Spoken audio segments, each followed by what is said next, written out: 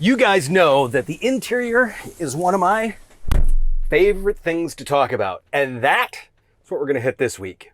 Stay tuned.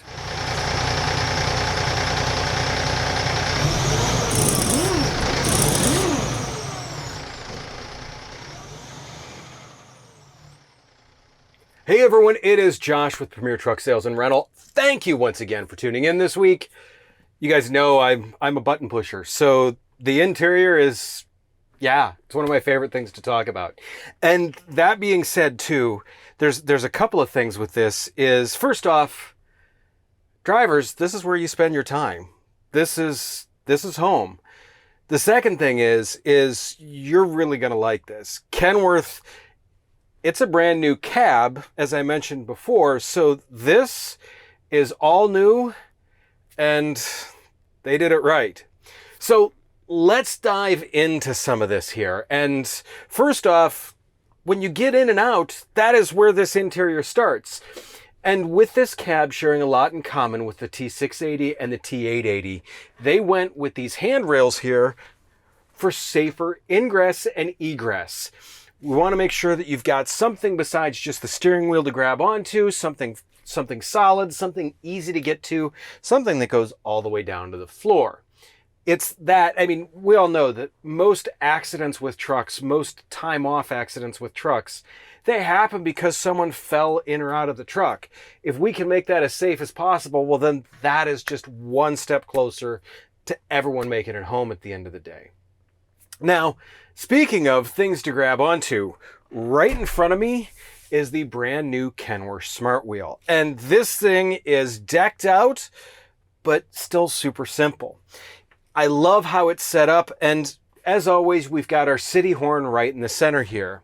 We've also got, over on the left-hand side, we've got our cruise control set up, so we can turn it on, off. We've got the set, resume. You can knock up the speed a little bit, you can take it back a little bit. We also have a map pin marker here. What this does is you're allowed multiple trips on the trip odometer on this. So you can set a trip. Let's say you've got 4 or 5 stops. You can see where you did the best, where you did the worst in terms of fuel mileage. You can see how far each one of those is at the end of the day. It lets you keep track of a lot of stuff without having to sit and write it down while you're in the middle of something or in someone else's way. You can wait till the end of the day. You can go through, you can scroll through and look at all that. And we're going to go over the dash here in a second, which is another thing that just, wow. So on top of that, this has a Bluetooth radio. So you've got your radio controls over here. You can pick up a call, you can hang up a call, you can move forward a track, back a track, you can turn up the volume, you can quiet it down. All of this without ever moving your hands from the steering wheel. Super handy, super convenient. It's an easy reach, but you don't always want to go for that. Just to have it here at your fingertips is awesome. Now, the last thing that I want to talk about here on the steering wheel is you have the controls for the center section of the dash.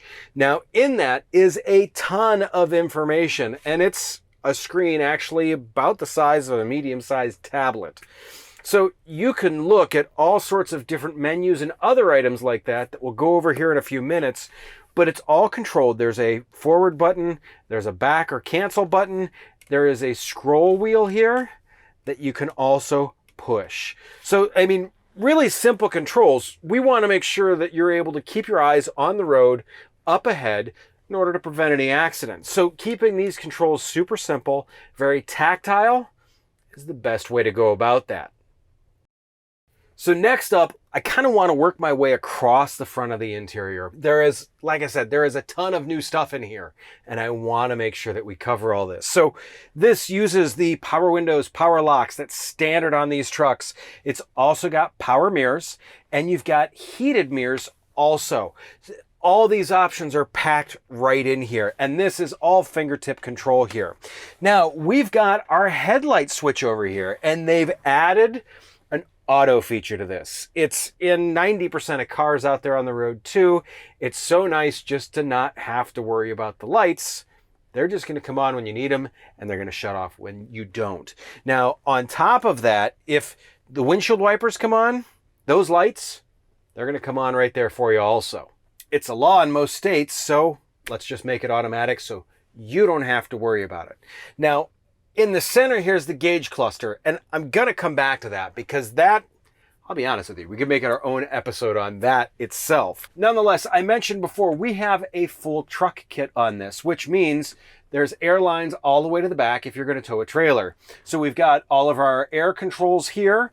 We've got trailer brake controls here. We've got our PTO switch right down here.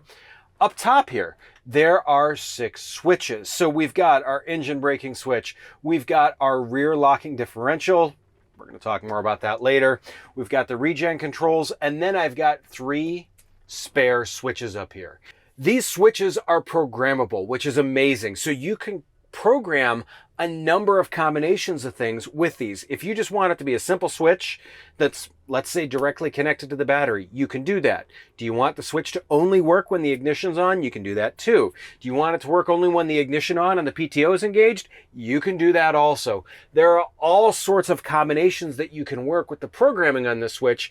Literally, it's just a feed that's going to come off. That's all you need.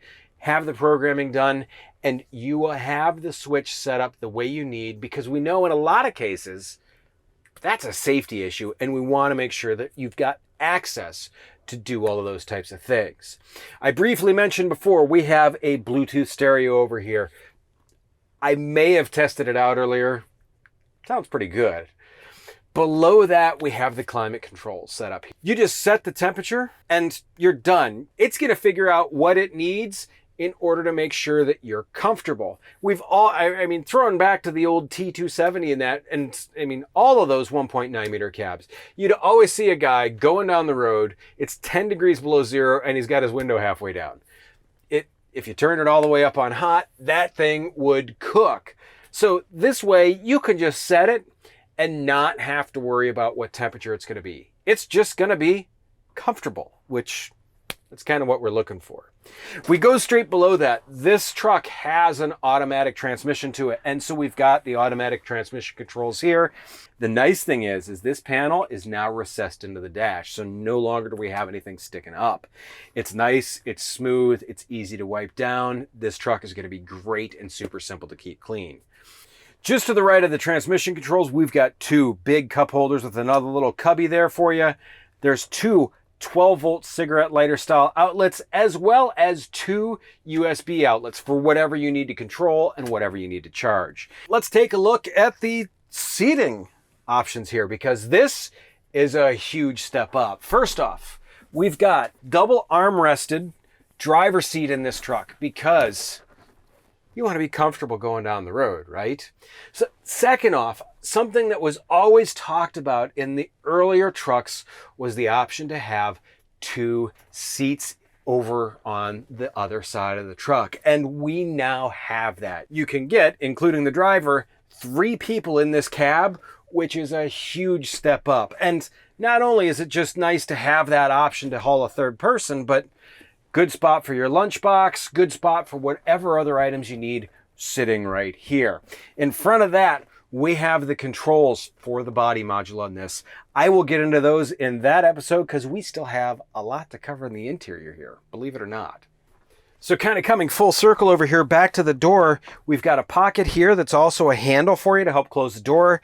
On top of that, we've got a really nice map pocket here over on the driver's side of the truck. Up top, take a guess. Yes, more storage for you. There's nice little cubbies here that actually have a removable setup. So that way, you know how the nastiness that sometimes accumulates up here just from throwing stuff up there, you've got the ability to pull this out and give it a good cleaning, which we all want to do every once in a while. This truck, as I mentioned before, we've got air horn. This has the traditional Kenworth pull, the leather braided pull right here. I mean, some things you just don't change, right?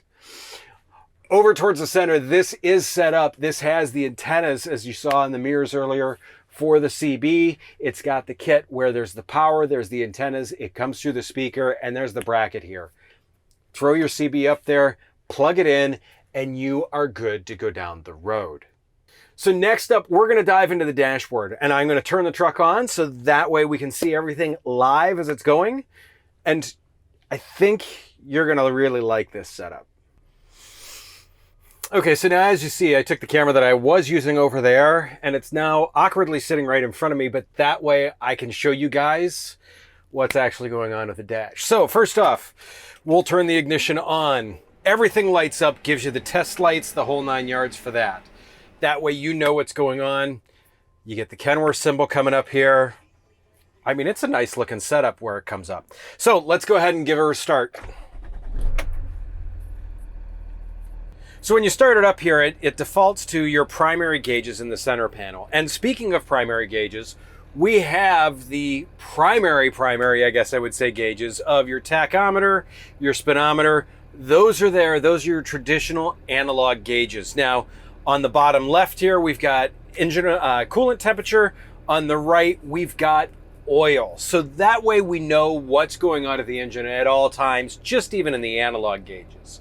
So this primary gauge screen right here, this has our DPF, it has how much DEF we're using at the time, it's got our primary air brake circuit, our secondary air brake circuit, and at the very bottom you can see how much fuel we have and how much DEF we have in the tank. So this is where it's kind of cool. I mentioned the scroll wheel earlier. In order to go through the menu, what you'll see is over on the right side here, you'll see these dots. That shows you each individual gauge setup. This tells you your boost pressure. It also tells you the amount of torque that the engine's currently using. We can go through one more. Now we can look at brake pressure. We can also look at PTO hours. Now these can be customized to whatever you want them to look at, because I created this custom view that is transmission temperature and battery voltage. And if you notice at the bottom, we've got our trip odometer on the right and our regular odometer there on the left.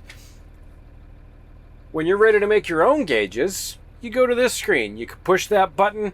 That allows you to go in and whatever you want to set up there. I can do a custom view.